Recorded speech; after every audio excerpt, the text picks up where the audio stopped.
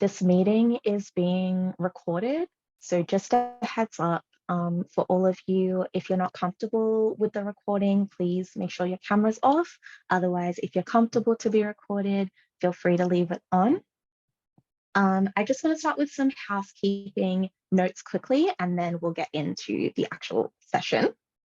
So we are here for art and liberation, art for liberation, and we're going to be talking to some incredible panelists tonight. Before that, I just want to invite you to change your name and or pronouns in Zoom so we can see who we have in the room. You can do that by clicking on the participants list and clicking on your name. We also have some resources being shared in the chat around pronouns and understanding pronouns.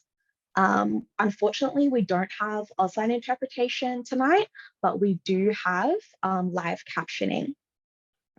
If you don't know which country you're on, you can find that information in a link in the chat. It'd be really great to find out which land you're on, who's the traditional owners. And if you're joining from outside so-called Australia, we'd still love to know whose land you're on, which Indigenous people. Captions for the panel can be viewed by clicking the CC button on the Zoom toolbar or in the full page live stream. So that is housekeeping. I'm very excited to jump into this conversation, but most importantly, let us all put our attention towards watching this beautiful Welcome to Country video that's been provided to us by Wurundjeri. Excuse me, I've got notifications popping up on my screen. Yeah, time to go to Welcome to Country and we'll be back.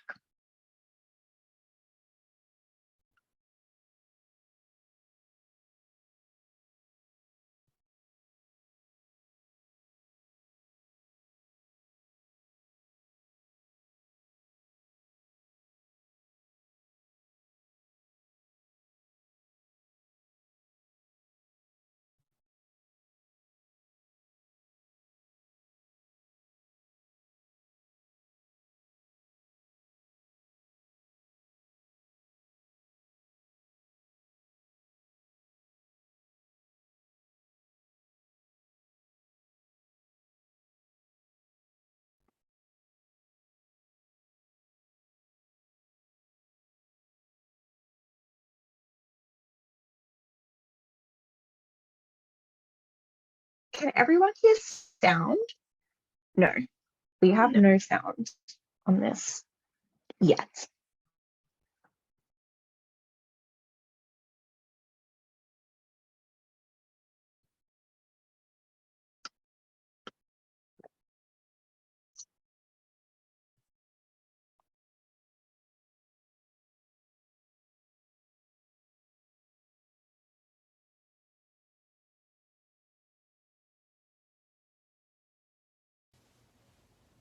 Beladunyan wangat nadanik mandi, Wurundjeri willamik, Wurundjeri balakut. Mundanai murupkalada birang, mundanai kiripik, mundanai lalal ba gugung nugulik, ba jaja wurang, ba nuraila murang. Hi, my name's Mandy Nicholson. I'm a Wurundjeri woman. I also have connections to the Jaja Wurrung and Nurail Murrung language groups in Victoria. I just wanted to say, in my acknowledgement, I said, I acknowledge all of my ancestors, my elders, the Murup Galada Birrung, the Spirit River, the Yarra that flows through the heart of Wurundjeri country. And I also thanked my elders that have led the way for me, the trailblazed the way for many. So I acknowledge them and acknowledge my kidip, my friends, you guys. So in terms of being welcome to country, there's a different version that I like to do. In terms of the word Womanjika, woman means to come, G is an instruction of asking you to come, and ka is purpose.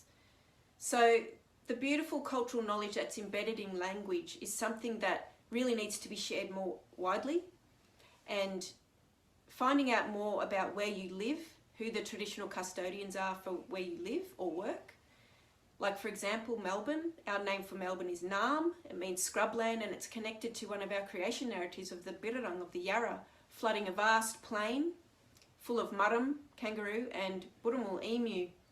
And that's called Narrm. So when you look at Melbourne being called Narrm, meaning scrubland, Narrm means much scrubland.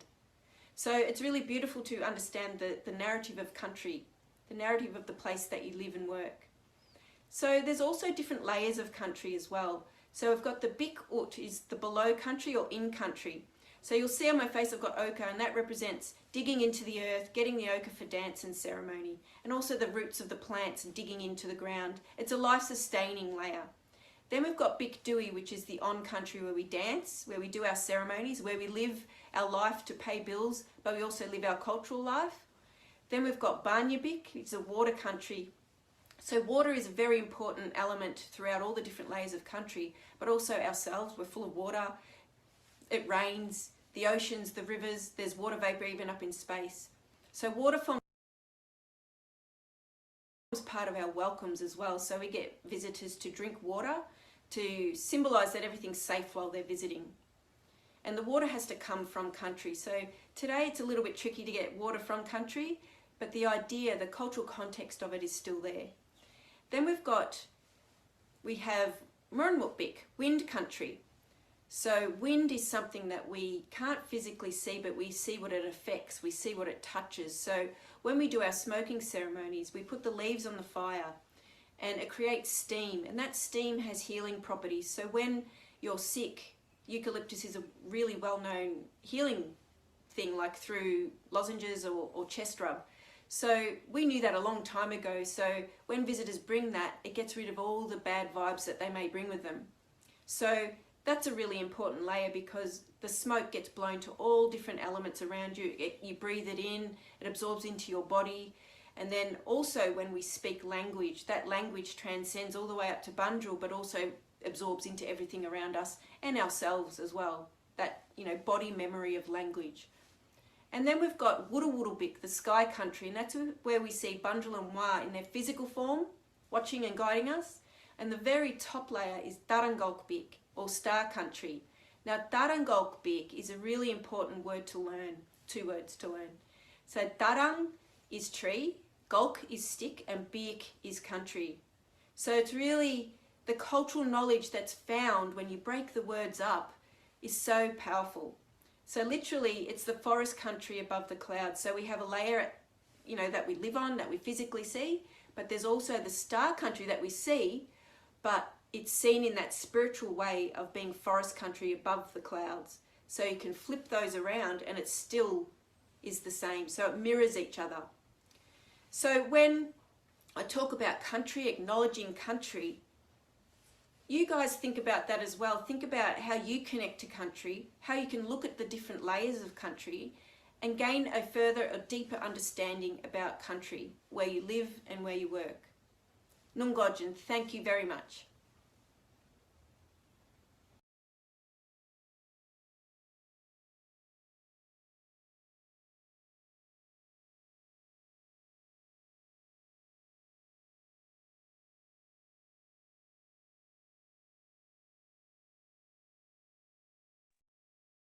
So sorry, everyone. I think Aïsha just dropped out.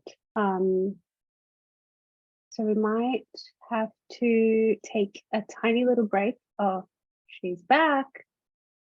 Just let her in.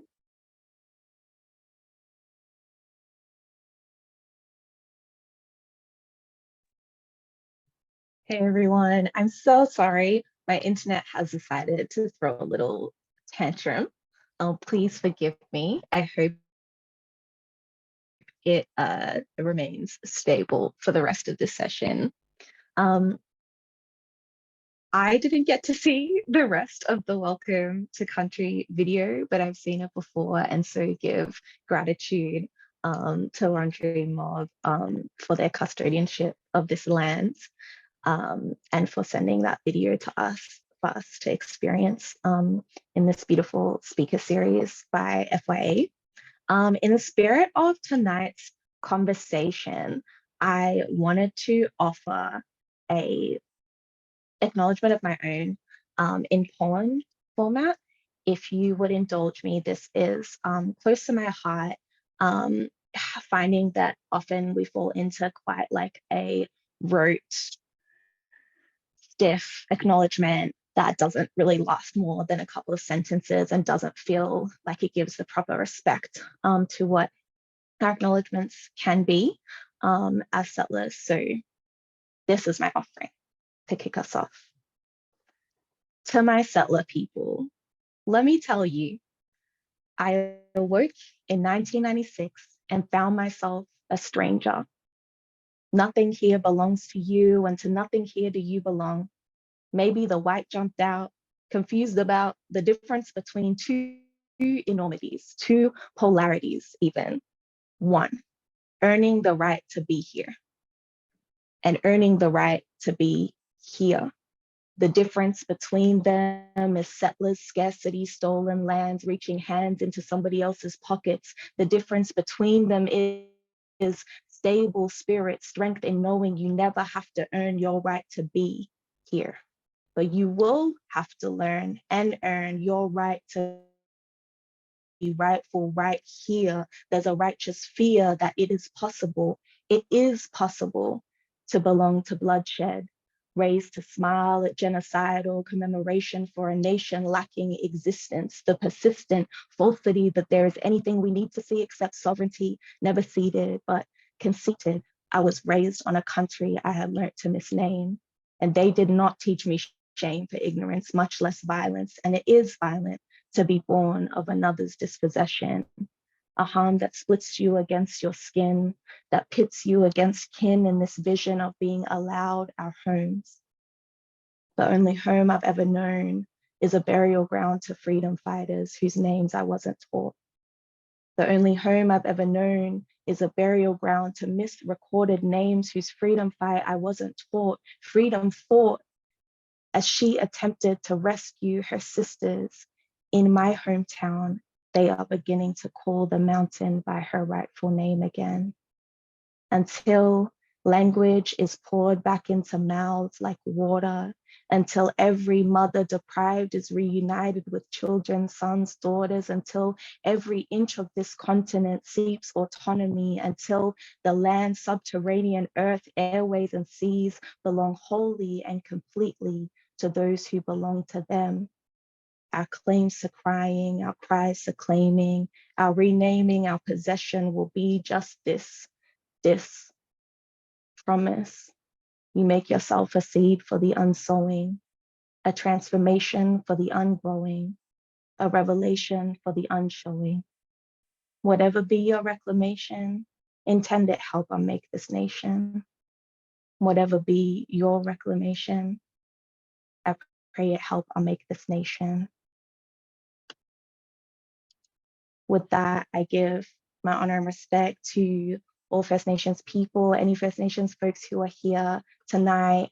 Yeah, it's such an honor to be in conversation with some of my favorite humans and incredible artists who I admire, who I look up to, and who I'm so excited to share with. I want to set a few kind of like expectations for this evening before we get into things. And one of those expectations is just that we're all here to share with each other. I'm really trying to learn and implement the lesson of like no idols and no gurus. And even though we have obviously phenomenal expertise in this chat, I don't want anyone to feel like they don't know enough to participate in this discussion or that they don't have something to contribute.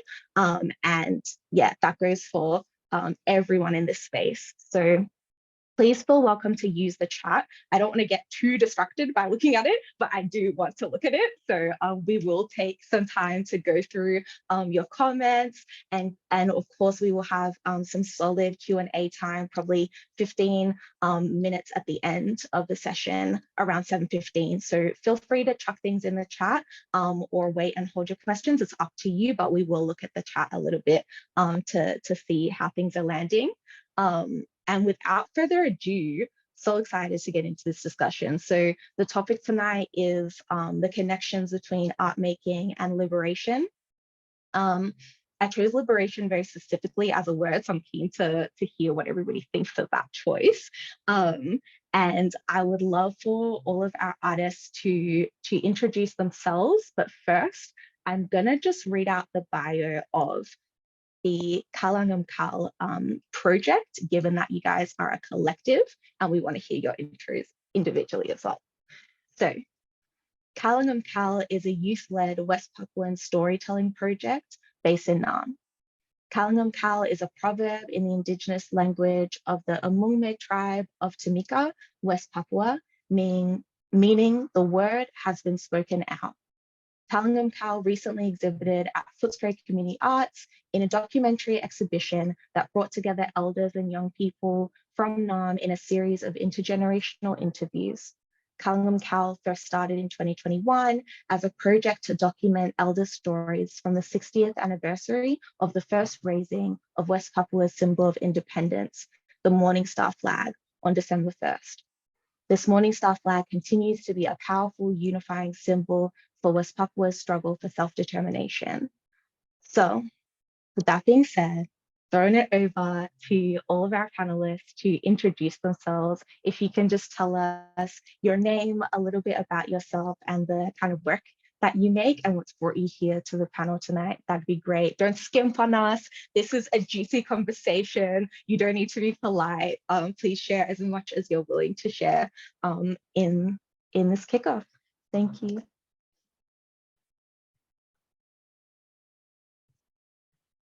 Yaz, did you want to start?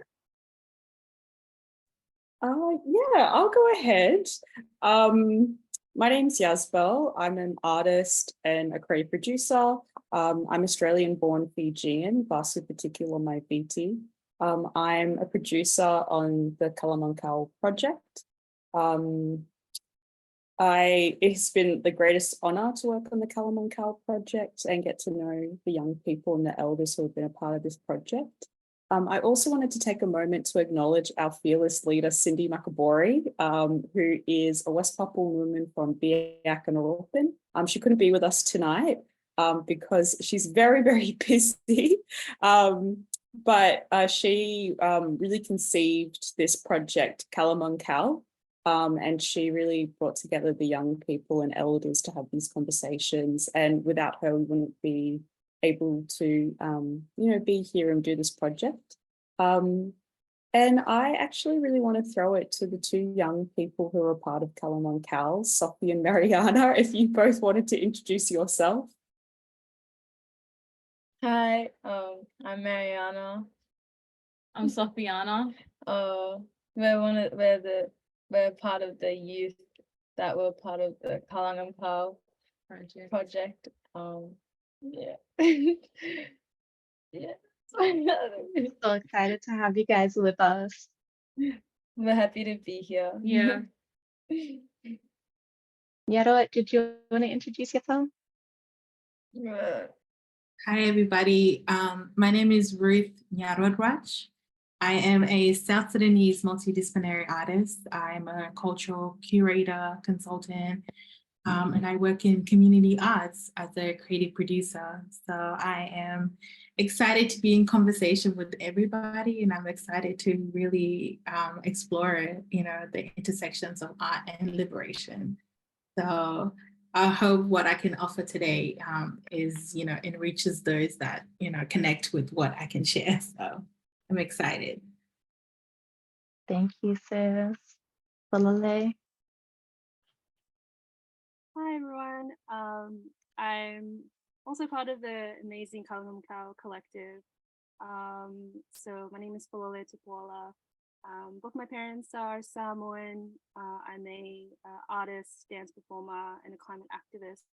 And my role with the angam-Kal project was producer, facilitator, also the runner. Gotta run errands for community, but yeah, I'm just so delighted to be on here. So thank you.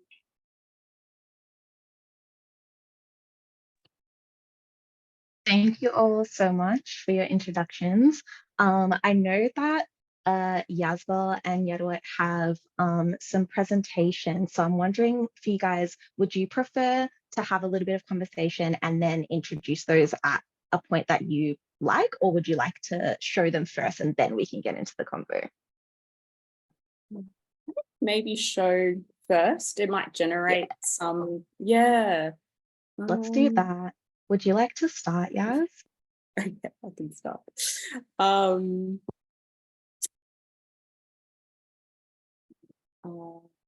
everyone see that?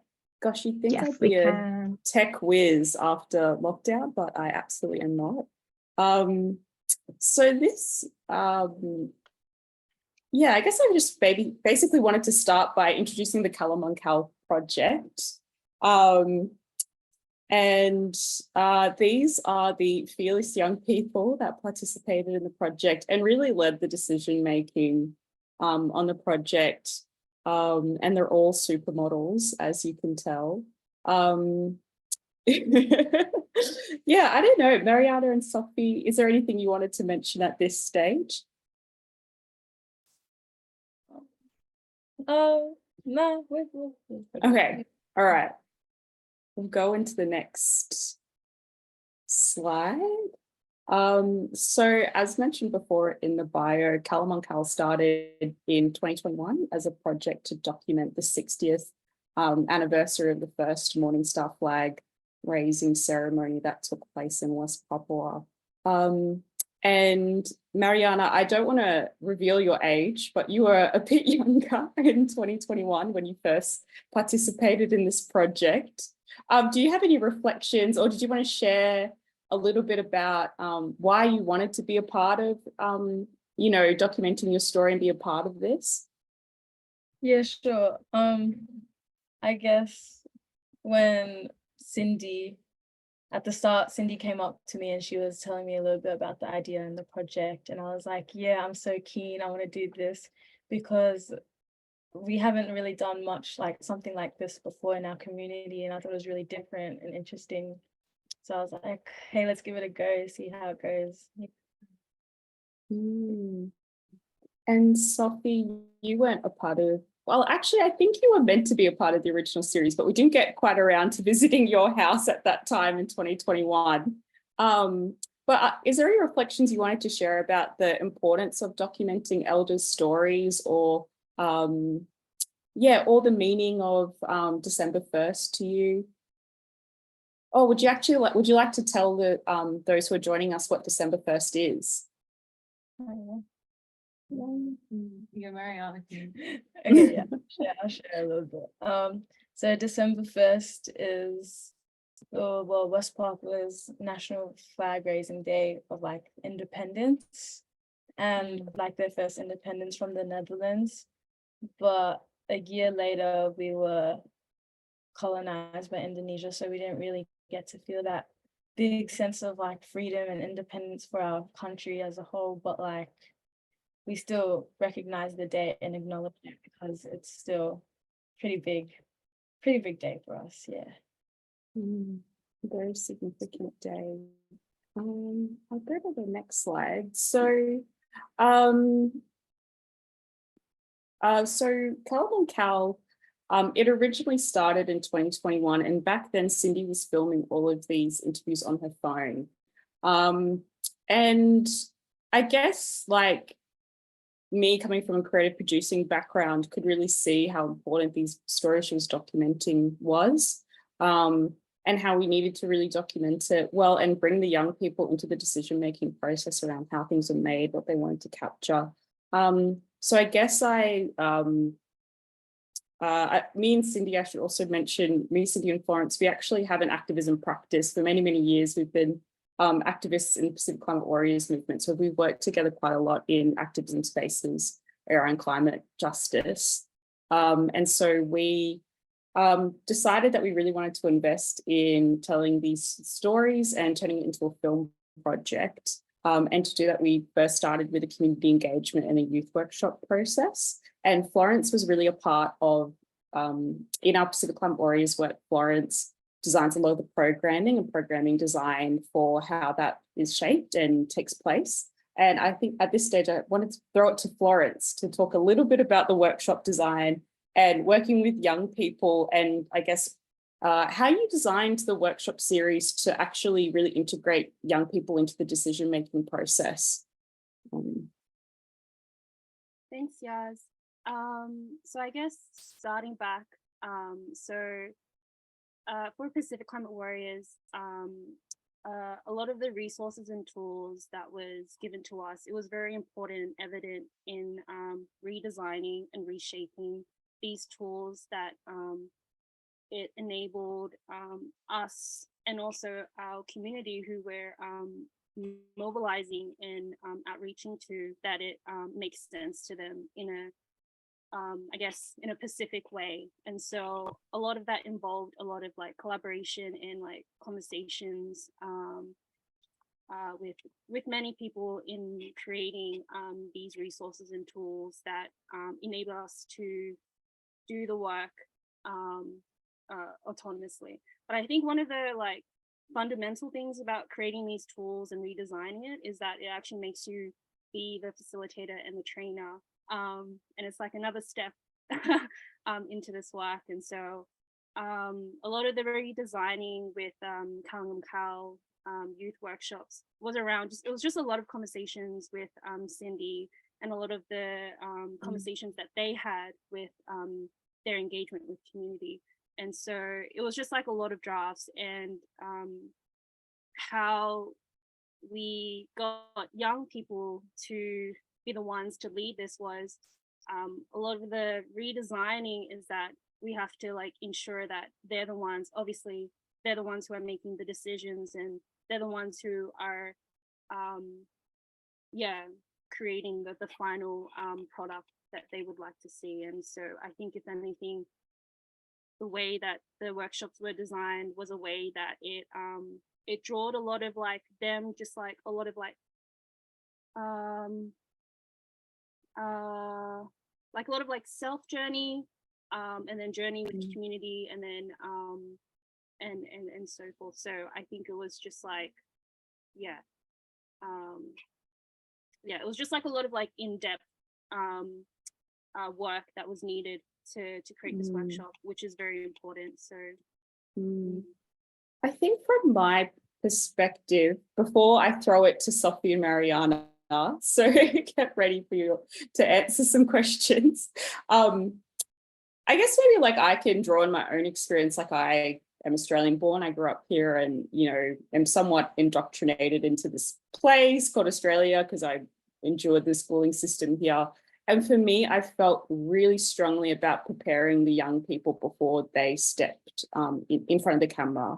And before we, and get started, I should mention we're all first-time filmmakers, and we were very lucky. We had lots of mentors and people around us to talk to about how to, how to create a documentary and how to do this work. And so many of them were encouraging us to, start filming from the get-go and start filming straight away and start filming the workshops. But I felt really strongly that we need to prepare our young people to be in front, to take that step and be in front of the camera first before we start filming. And it was actually like months and months into the project before we even started filming at all. I think I felt really strongly about this is because, having grown up here, the way the system is designed is that it wants our community to fail. And when we are working with our own community, we cannot set up our own young people to fail. So I really felt strongly about making sure that we could prepare them as best as possible. And also the workshops were really fun. It was like the most favorite part of the project, really. We made banners, and banners are a really important tool. In this conversation about art and activism, banners are really important historical documents. And you can see a little bit of a banner in this image, and this is like the first banner that the West Papuan community here had ever made collectively together. So it's a very special piece. So that was just some reflections from me. Mariana and Sophie, going to throw it to you as having to do the workshops. How was it for you? Oh my god. Yeah, no, it was really fun. Yeah, we had Getting the to best work. time. Getting to work with each other. You know, Definitely brought us closer as well Yeah. as a community, for sure. 100%. It was very intimate as well, like very close. And it was just good. It was good vibes. Like everyone was there for it. So Yeah. it was cool. Yeah, and I have to really thank Yarra Youth Services who collaborated with us on the workshop series. I think partnering with a youth service really gave us a lot more resources and linked us into, you know, support resources for these young people as well. So it was really special. What's next? Oh, the production.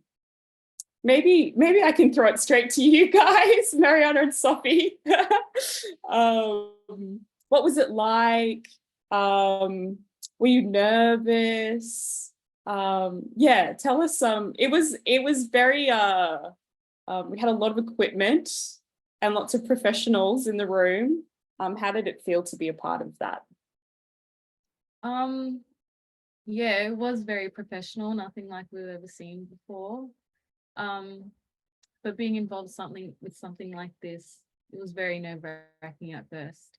But having the support and everyone around us, you know, it ended up being a very emotional talk with my nene.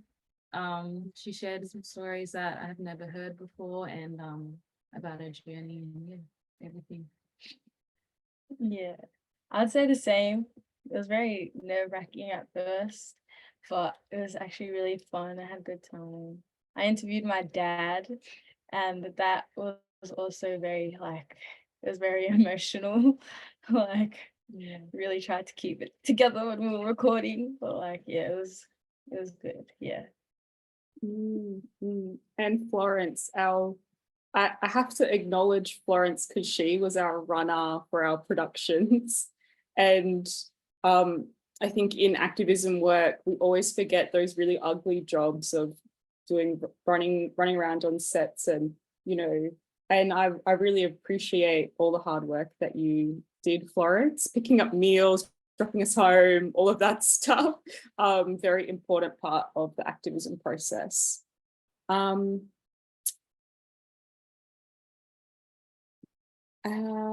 Yeah, I don't know, Florence, do you have any reflections from the production you wanted to share? No. I think it was yeah, there was just so much yeah, there was so much happening in front of the camera and even behind the camera as well. And so just watching, I think it was like an honor to just watch and like observe all of this happening for like Mariana and Sophie, you know, with their nene, and then Mariana with the dad. So yeah, I think it was beautiful behind the camera. Yeah. At the opening, I had someone come up to me and say, how did the young people know what to say? And I was like, I was so impressed by you guys. Like you both know your struggle so well, and you were born in the struggle. And I don't want to reveal my age, but I'm a bit older than you guys, but you guys have actually been activists longer than I have, because you have been born in the struggle. And yeah, you didn't need cue cards, and you knew exactly what to say, because you both you know your struggle so well. Yeah, so a little bit of behind the scenes, and it was sort of a first kind of like, you know, for us producing this project, it was the first time we'd ever done something like this. And I love this photo. This is Mariana's mum, Cindy, and myself standing behind the camera, and just to have 4 Melanesian women behind the camera, like it's unheard of. And it was a really significant moment for us, I think. And also our fearless sound recordist, Hayden, who we love, is in the shot as well. Yeah, and so the works were edited together by Zia Gul Siddiqui, who I couldn't find a photo of. Unfortunately, she didn't make the cut because all of her work is done remotely and not in front of cameras.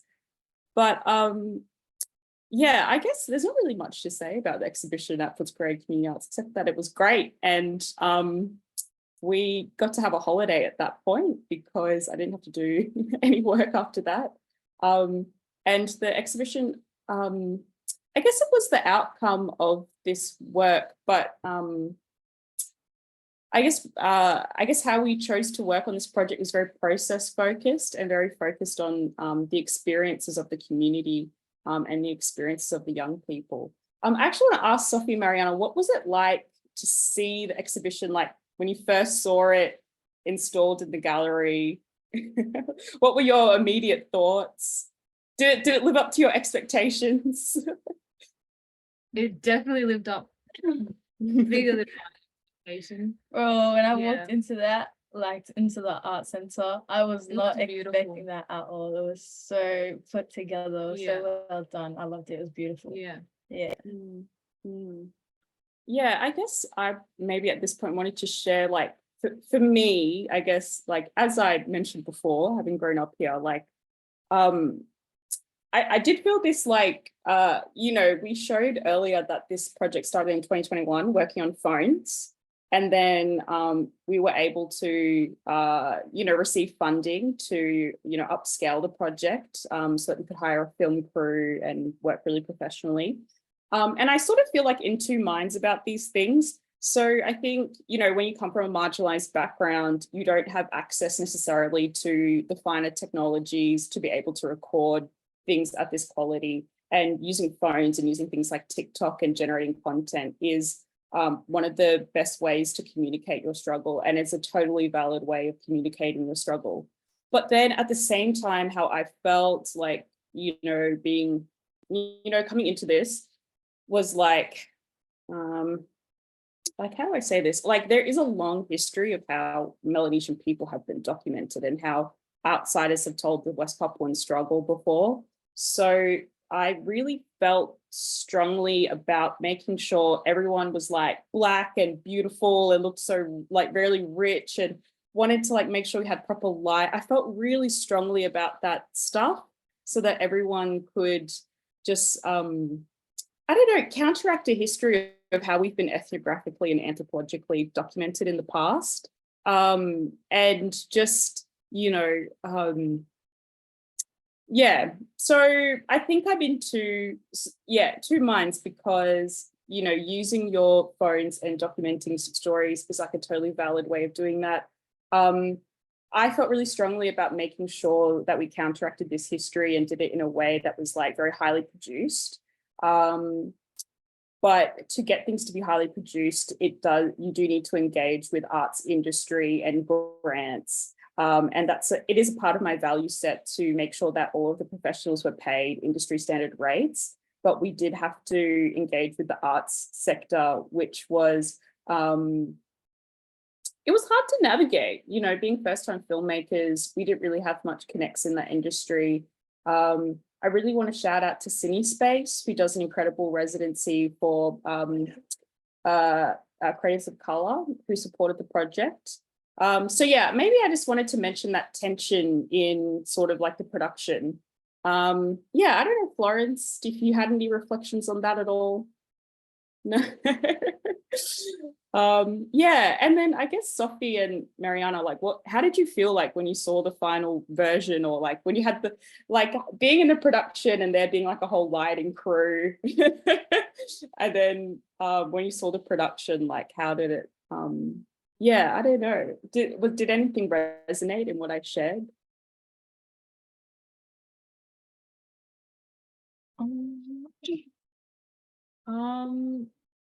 Yeah, no, it was very professional, not anything that I've seen before or anything I've been involved with.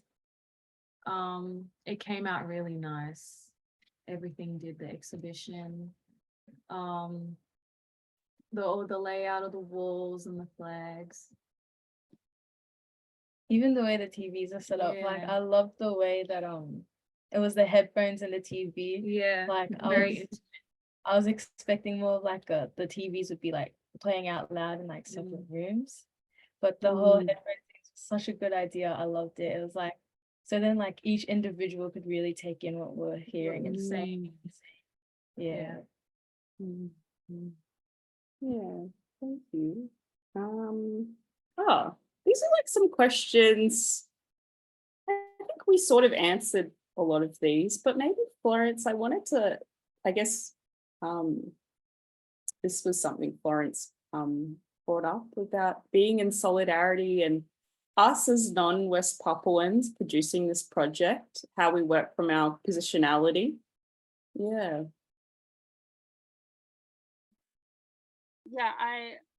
It's such a fundamental part being myself being someone that's not non-West Papuan.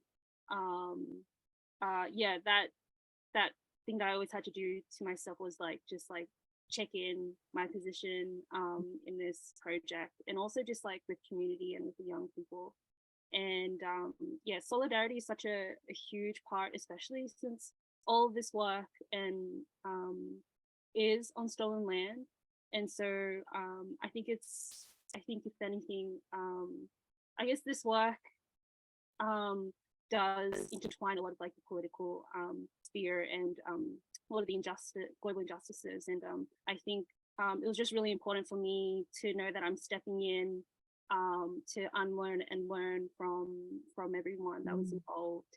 And a lot of that was also doing much more learning on just the history of West Papua that I never, most of the stories that I was hearing that the young people were having with the elders, there were a lot of terminologies and even a lot of references that was shared in the exhibition. And I found myself doing a lot of unlearning and learning. And and I think there was just so much trust.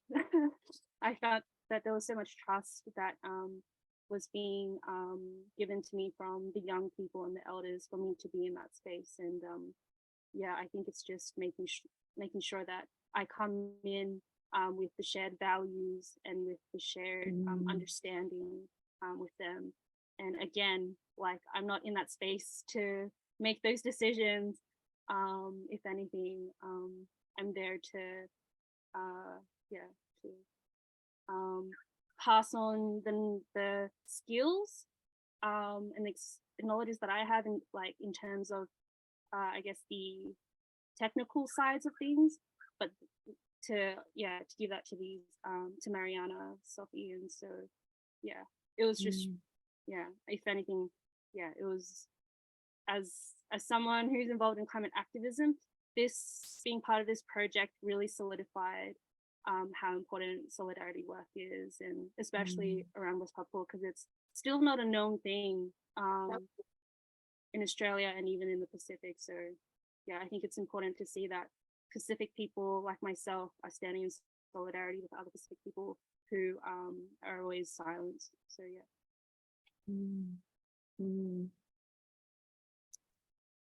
Yeah. So much.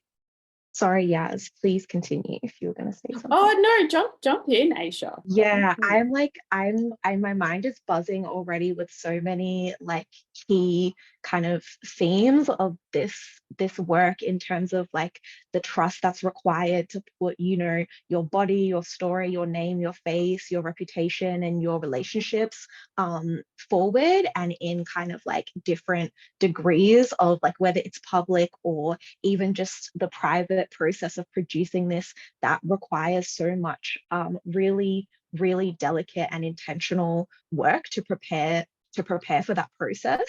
And I'd love to circle back to some of these themes around what practices you and actions that you took to make that preparation feel strong and safe for everybody involved. I'm also really conscious of wanting to circle back and come back together as a group. So I'm curious if Yaz, if you had anything else to share to end the presentation on, and then we can go to Nyaruot. Only just to follow us on Instagram. Hey, tap in, everybody. You do not want to miss at angam-Kal. And the Instagram's really great, so you should follow it. And keep in touch with what we're doing. And that's about it. These are some credits of all the people that were part of the project that you don't, they're very important. You can screenshot this and read it for later. Yeah, mostly following us. And I'll put the link to our Instagram in the chat as well. So beautiful. Thanks for blessing us with that story and that detail. And yeah, mad props to everybody involved in making that work possible with you all, and to all of the other young people who shared their stories and spoke with elders. It was such a moving project. And when you guys spoke about, was it you, Mariana, just talking about like the installation of the screens and the headsets being so intimate, I like vividly remember the opening event, and there were so many people and not enough headphones, right? Which like was not a problem, because all of us who were not in the headphones, we had like this doubly intimate experience of watching everybody else be able to hear something that you can't. And there was something like very, very beautiful about just starting with, like, you'd walk into this packed out room and only like a couple of people have the headsets, right? But you're just like picking up the body language between you young folks and like your family that you're speaking to, and you're kind of like drawn into the story without hearing the words yet. And that felt like just beyond intimate and vulnerable and so special to participate and get to watch people's reactions who did have their headphones on, kind of like eyes widening, like eyebrows raising, like eyes watering, and just being like building the anticipation of getting to be let into that really precious space of storytelling with your families. Just gorgeous, gorgeous work. Thank you guys so much for sharing. And I'd love to invite you, Nyaruot, to bring up your presentation when you're ready. Yes, thank you so much for the lovely conversation. I was working at Footscray when the installation was happening, so I got to really see it and connect with it and really see the similarities within African culture also. So it was really great to see, a different ecosystem, have conversations about culture and identity. So thank you all. And it was so healing to hear both Sophie and oh my gosh, why am I blanking? Mariana, and also Florence and Yazbel. It was so healing to see young people talk about their first experience of seeing a piece of work, in a gallery space, because it really just gave me a flashback of like my beginning, or like the beginning of my my art practice, and the first time I ever had an exhibition, and the feeling of being like, wow, is this for real? Like, is this really happening? So it's great to see that there's another generation of young people who are, having their first experience in the arts. So it gives me a bit of hope for the art industry. I'm just trying to share my screen. Speaking of. While you share your screen, sis, a question I noticed in the chat, to give you a little bit of time, that came up was, what does positionality mean? I think it was in the part of the conversation where, Folale, you were talking about like solidarity, and Yaz had asked, kind of what was it like working on this project as a non-West Papuan Pacifica person. I'm keen if we can like crowdsource a definition of positionality, because I think it's always really important to hear language defined in different ways, and we all kind of have different different experiences with these words that, the multi-syllables, so many kind of different meanings come up for us. But for me, positionality really just means like your standpoint, and it's commonly, I find, like commonly used word with regards to like justice, ideas of justice, and ideas that certain people have a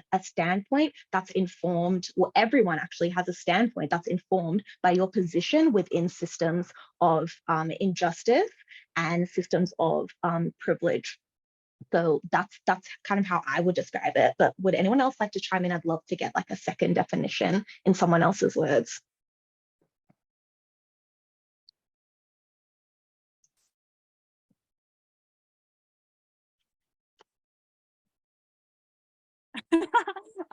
Well, because I brought it up many times. But I mean, it's pretty much what you've said, Aisha, and I guess using like climate justice, like there's many spheres that you go through. So there's positionality, there's the next step, which is relationality, and that's you like. So I guess positionality being that standpoint as yourself as an individual, and then obviously climate justice work is so community like it's community focused. The next step would be relationality, and so it's always making sure that you understand yourself and your standpoint before you step into spaces of in community. So yeah, and sometimes it's okay to always step back and do that. I think it's yeah. Thank you, Flo. Nyaruot, please take us away when you're ready. And thank you for that question. That's a really, really good question. Sorry, my laptop was about to die. So. Oh, it's okay. We're having tech struggles today. Okay. Yeah. Okay. Yes, so I'm so excited to be in conversation, to just talk about my practice, how I got here, and really like what influenced me to do what I do, and I guess like I mentioned, the intersections of art and liberation. So today, I really just wanted to take the opportunity to have some sort of like, I didn't want it to be structured because I wanted it to be a creative exploration, really looking at the intersections of my identity as Ruth Nyaruot Ruach through the tools of decolonial practices and processes that honor ancestral knowledge and creativity. So I am a practicing multidisciplinary artist, and I'm many things. I do many things here in Narm. The story of me, I guess, comes really from the Nuer people, which we are a tribe in South Sudan. My family, I guess, we migrated to Australia actually 20 years ago in 2004. So it's been an incredible journey to look at our experience and existing here on unceded land and what it truly means to be, a African refugee and how to exist in solidarity with First Nations people. So it's been an incredible journey for the past 20 years, and I feel very liberated to know that I've taken the conscious decision to really step into my Blackness, into my identity, and really, reject the colonial structures and really reject to exist in the colonial matrix. And I feel like that's what liberation is. It's about reimagining space and creating these tools and resources and frameworks that challenges these systems that I created to really destabilize us as Black people and as indigenous people, and also as marginalized people. So a lot of my work really talks about representation, the lack of representation of Black bodies within art spaces and within contemporary art spaces. I created this series that was called The Many Faces, Part 1, which was really looking at how was like how could I say this without sounding woo? But it was kind of like a collaborative project with my ancestors, because I feel like art is an ancestral practice. It's an ancestral play. It's a way of connecting. It's a way of being an alchemist. It's a way of exploring your ancestral and generational gifts. And I feel like I wanted to create work that challenges what we see, and create spaces where we can have conversations around representation and diversity. And I'm not talking about performative diversity, I'm talking about true diversity. So this work, Homegirl with a Hoop Earring, was an adaptation of Girl with the Pearl Earring. Was really just about, my homegirls are beautiful, and I'm like, why aren't they in galleries?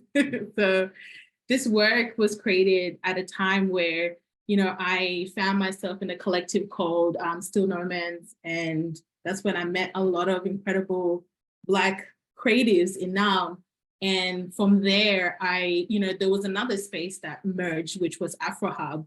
And in those type of spaces, I really learned what it meant to truly be Black and be comfortable, because every other art spaces, I felt like I needed to perform, and every spaces was always glamorizing Black trauma and Black pain. So I really felt a sense of connection and community when I existed in those spaces, and I missed those spaces. This is another work that I did during that period of time. It's incredible to look at this work because it's kind of like I captured time. So when I look at these images, it represents a time in life where a lot of Black artists, a lot of emerging Black artists at that time were really shaking up the art industry by really challenging a lot of the systems and a lot of the ways that we were represented, or the access that we have to grants and funding for us to truly, have full autonomy in how we practice our art and how we exist within art. And so a lot of my work was really about rebelling and challenging the emotions and really connecting back to myself. This work that you see in front of me is titled Dark Child, which I took of Pookie years ago. But it also, to me, what it means now, it really symbolizes, the anxiousness and the helplessness, and also, the hopelessness that I tend to feel, especially what's happening right now with communities that are being marginalized, with us, really truly visually seeing, colonialism, occurring in live action, through the genocide of Palestinian people, of Sudanese people, of Congolese people. So for me, this work symbolizes such deep emotions that through time, they still exist. It's still questioning something. It's still, this happened in 2017. Marginalization is still existing. All of this is still existing. So the same fight and the same language and the same longing, all of that is still apparent now because all of that is still existing. The difference is now that we have tools. We have tools and we have ways of connecting and creating community. And those type of, practices and those kind of ways of liberation, of creating community through environments, through spaces, those are practices of destabilizing and decolonizing self, because we're connecting in different ways. This is another image that was that I took in terms of the word challenging. I was really challenging the patriarchal structures of South Sudanese, cultural and traditional customs and rituals and practices, and the erasure of women in positionality in terms of, women having the rights, to self, to their body, women having the rights to their children, women having the rights to exist, the freedom to work, the freedom to not be married, the freedom to marry outside of their tribe. So this image really represents a time in my life also that I was rejecting a lot of the traditional kind of customs of being forced to be married, being forced to really centralize a man in my life, and being told that womanhood, the processes of womanhood is through a man. And I was like, no, I'm going to reject that. So a lot of my work is really about rejecting, but the moment I reject, I ask myself, okay, so what are you going to do now? What are you going to create to replace that? And so I feel like for me, where I'm at now as an artist, because a lot of this work have been created and how practicing art right now looks like is through ancestral play, is through connecting with my ancestors, is through asking my ancestors, how am I able to use my art to talk about what's happening right now to communities locally, to communities globally? How am I using my art to archive, to become this kind of documentation of people, of an ongoing practice that it's an ancient practice. Liberation is an ancient practice.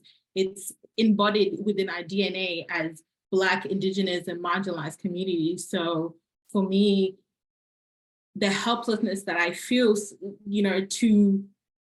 to combat that is to create art. When I feel like, okay, I've protested, I've donated, I've showed up, I've done all, I've sent emails, have harassed counsel people. I've gone to councils and even protest by myself. Like sometimes I feel like, okay, what can I do? And I feel like my ancestors are like, just make art, just create art. And that in itself is liberating, that I'm able to do that, because I know that there are people who their liberation is to exist and to keep existing, and to make sure that how they archive their community, that still remains. TikTok is such a huge, tool nowadays in connecting with the global community that is being impacted in real time.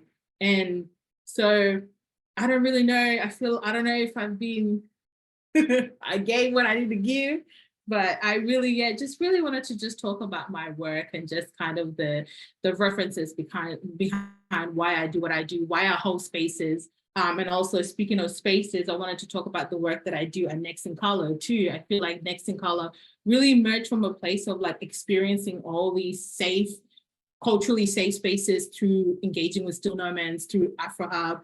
So I feel like I wanted to be a part of this revolution of creating a blueprint within the industry. And I feel like I've learned so much from connecting with people within academia, within government, within arts, within health. And I feel like art is it's a vehicle in connecting and creating community. So I feel very privileged to be an artist and to have this ongoing tool that hopefully I sustain until, I turn gray, until it's my time to return back to the ancestors. But yeah. We hope so too, sis. Thank you so much for blessing us. Your work is just so abundant and so like, it just makes me emotional every time you do these like little retrospectives, and I feel all the feelings of things that we were experiencing and dialogues that we were having at that time. And to see you and your commitment to making sure that other young Black creatives have that experience of support and community building is just so heartening. I think that you've already both in both of those presentations, you've already started touching on like two of the biggest questions for this session, which by no means are we going to come to any kind of conclusive answer, but these two questions that preoccupied me is like, what is art? Because I think that actually sometimes we kind of assume that we have the same understanding of what art is, and it's just a very short word that can mean so many things. And to hear the ways that art has been a community building tool for you, an activist tool in your practices, also an ancestral tool to connect with your folks and to connect with your people alive and passed on and in other realms. It's just really expansive, actually, what there is to how many different ways that we can define and experience what art is, and I don't feel are necessarily captured by that word.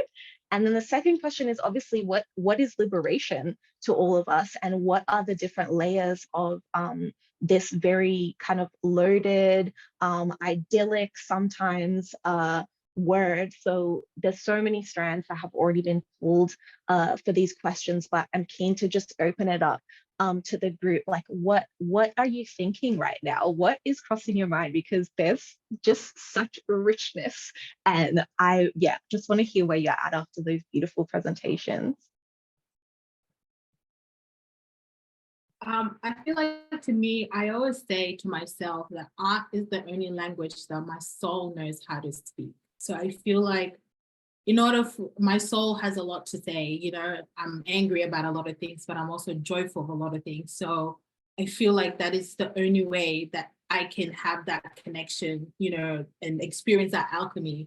Art is a quest, I don't just wake up one day and I'm like, I'm going to paint something. It's a process. It's a way of living. It's a practice. You have to constantly, it's a skill, it's a muscle, it's a reality, it's an intersection, it's a piece of clothing. I feel like for me, I'm not separate from art. I'm not one. I feel like my first introduction with art is so crazy to say this, is when my mom and my dad and I collaborated in order for me to exist. So I see it as a way of living. So I don't know, that's my woo-woo answer. Here for it. So here for it. I actually really want to hear from the youngest members of our panel about what art means to you and what liberation means to you both. Um, well, I'd say what liberation means for me, I guess, is just like really like knowing your struggle and knowing what to do, like what to pursue to honor the struggle and like help better like make people more aware of the struggle, make people understand the struggle. And I feel like a form of art that us as a whole, as a We've been family, surrounded by it ever since we were young. would be music. Like music would be our form of art, Cultural dancing, cultural everything. dancing, yeah. So yeah, I guess that's Sounds beautiful. And I'm really curious to hear more from you guys. Like what kind of roles have you kind of grown up seeing artists play in your community? Because I think that there's so many roles that we can hold as even just one individual person. We have so many different like types of relationships in our lives and so many different ways that we can show up for a particular struggle. So I'm keen to hear, what have you seen artists like doing in your community, and what are the ways that they've like activated and helped other people to find space and ways of expressing and sharing struggle?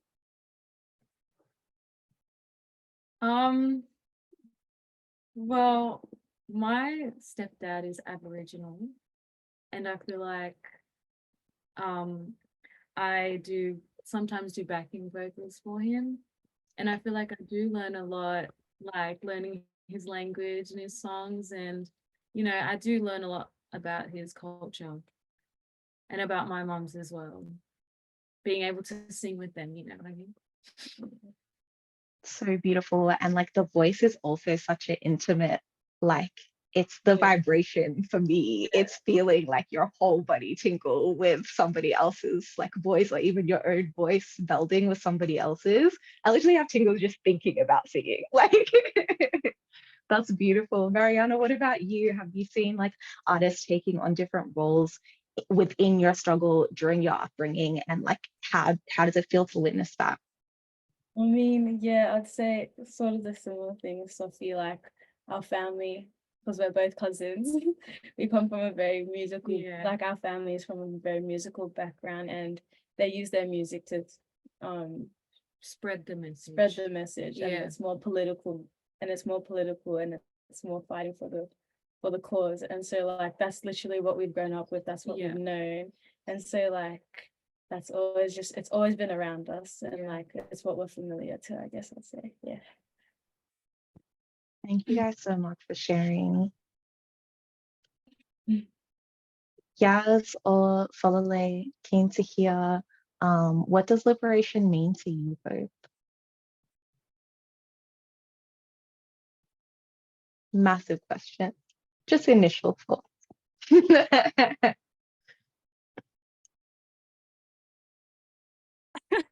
I see Yaz is still on mute.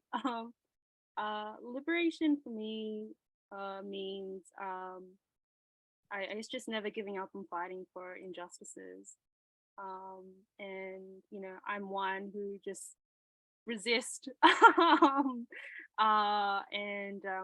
find a lot of power in liberation, and just knowing that, you know, the fight is still going, and that justice will come through people power and through art. And so, yeah.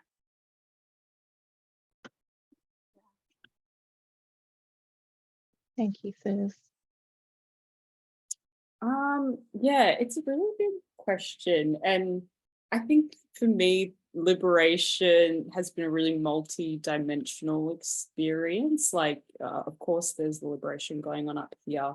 And I really must thank Ruth in your presentation when you brought up gender.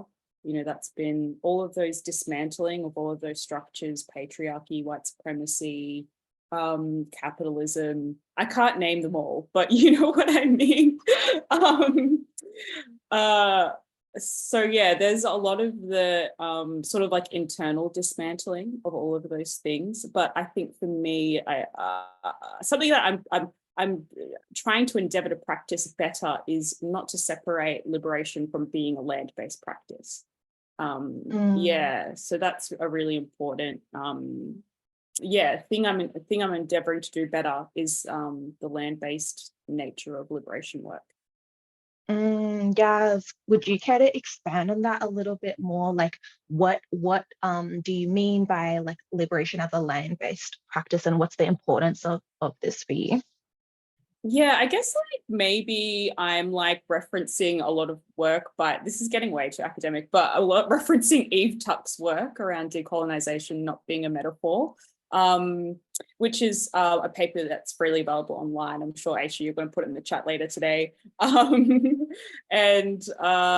Yeah, just remembering, I think just reflect, I mean, I'm not trying to sort of like put, use interchangeably liberation and decolonization, but I guess just always sort of like centering, whose land we're on when we're doing this work.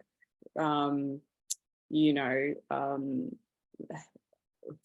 amount of decolonizing and liberation work I'm doing in here, I need to be making sure that I'm also acknowledging this this land that I'm on as a settler as well. Yeah, I think I'm talking very abridgingly about some more deeper work that better writers have written about. But yeah. I wanted to thank you so much for saying that, because it's something that I've been exploring ever since I was aware of the history of so-called Australia. For me, liberation means self-determination. And I say that because the moment I became aware of the true history of so-called Australia and what Indigenous people had to endure and still are enduring, I asked myself a lot of questions as a South Sudanese refugee. How do I stand in solidarity? What does it mean when I acknowledge country? So when you talk about liberation in that perspective in terms of land, I say to myself always, on this country, I can never be liberated until Indigenous people are liberated. I am here to just be of service, to just act as one of the soldiers, I guess, in this fight, whether it's happening, spiritually or happening in the physical world. I do my best to use tools that are, the tools that honor the land. And a lot of that really became apparent to me when I started gardening during my holiday. Connecting back to the land was very interesting for me, to talk to the soil, to be like, hey, can you just give me some, tomatoes? But it was larger than that. It was really just about, like my carbon footprint also, because when you talk about liberation and, the intersection of land, you talk about climate change. So I try my hardest, to be an ally to the land, not just to the people of the land, but also to the land. Because when I acknowledge land, I acknowledge I acknowledge the noise and the disruption that I create in order to be liberated as a South Sudanese, African migrant and refugee. But also at the same time, I'm here to act as a guest, so it's almost like, for me, liberation is being determined that Indigenous people are going to achieve freedom in my lifetime, I hope. And that I'm going to be part of that process of Indigenous people achieving, that freedom, however freedom looks like. Yes, thank you. I want to offer that in our last 9 minutes, we take some questions from the folks who are with us today. So please, if you have a question, you're welcome to pop them in the chat. You're also welcome to raise your hand and say your question verbally if you would like to.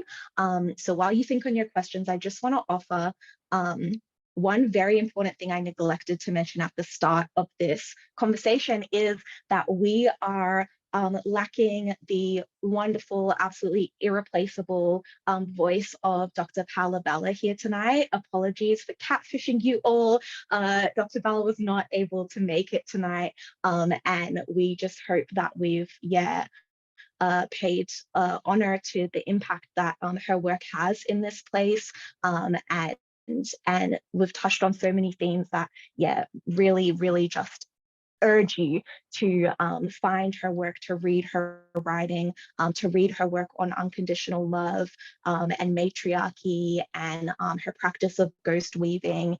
It's just such profound work. So thank you to Dr. Balla for agreeing to be part of this conversation and being with us in the impact that she's had on all of us and the spaces that we navigate. Any questions that people want to ask?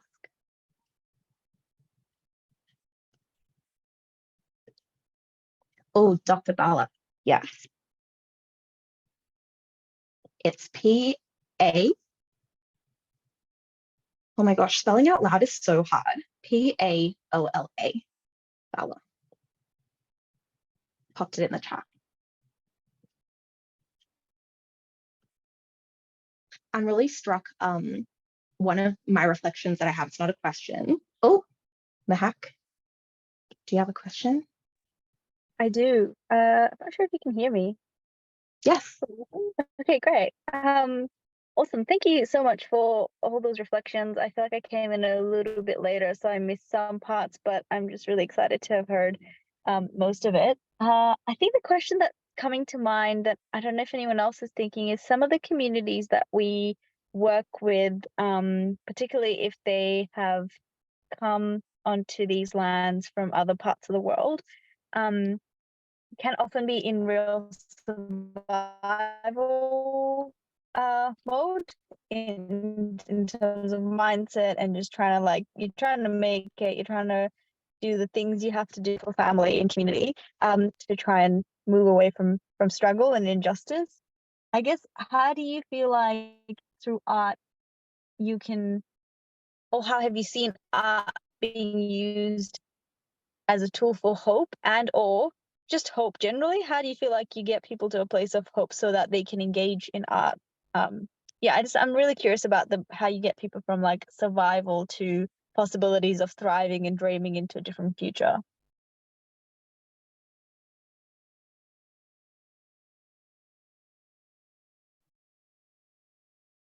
Hi, Mahek. Nice to see you. Thank you for that question. I always ask myself that all the time in terms of the role that I play, the role that, the spaces that I'm at. I think how I've seen art create a sense of hope within the African community is that when we migrated to Australia, a lot of our parents really forced us that, we had to, the typical migrant narrative of becoming a doctor, a lawyer and having this sustainable life. To be an artist is to almost be it's almost like you're disrespecting your parents, you're disrespecting the hard work that they had to, endure for that migration process to occur, that now you're just making art. So, liberation is about looking and exercising and challenging the impact of art. For me, at the beginning of my practice, my mom made it very clear, that, no, this is not a reality that you're gonna succeed in, because for her, she doesn't know anyone within the Sudanese community that has had a successful art career, but she knows successful doctors, she knows successful lawyers. So to be somebody that represents, that success, to be where I'm at right now, in this timeline, is to be a testament that it is a possibility. It is a possibility to be, a practicing artist where you're able to generate income, and make it into, a business. I am now at a place in my life where I can be a creative entrepreneur because of what art has really instilled in me and the tools that it's allowed me to really activate sustainability, where I'm able to really advocate for myself and for my community. So I'm able to really encourage and mentor other young people who want to get into the art industry, that it is a possibility, that it is something that you can attain, and it's something that you can really exist in. It's not a reality that, you know, is for those who don't have a life, you know, because being an artist, it's almost look like, oh, it's nothing serious. You know, she's just drawing and painting. So I don't know if I've answered that, but that's how it's been in my reality. Yeah, I think I just maybe wanted to add, like, you know, there's different hierarchies of art. Like, art doesn't always necessarily need to take place in a gallery setting for it to be like legitimized. And actually, for a lot of Indigenous people, you know, everywhere in the world, like, you know, a lot of Indigenous methodologies are actually just arts method, you know, like using song, you know, yeah, you know, there's that word again, land-based practices. Yeah, there's a lot of art making that just happens in the home. Yeah, and I think, you know, yeah, just being able to maintain our cultures in this, you know, crisis we live in is very hope-inducing, I suppose. Yeah. Yeah, I think another question just came in. Final question for the last couple of minutes. What are thoughts or strategies for reaching people who are not aware of or not culturally disposed to pay attention to stories of liberation and struggle?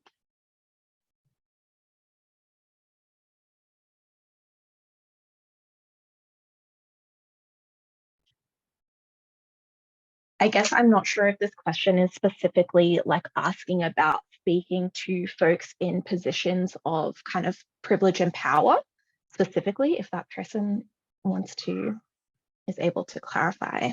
Because I think there's two different ways I read this question. On one level, there's how do you access and reach people who are not aware of or engaged in some of the spaces where art can be happening. But thank you, Yaz, for adding that art is not exclusively for the art sector. It is something that is continuing in our communities and in our homes outside of these institutions.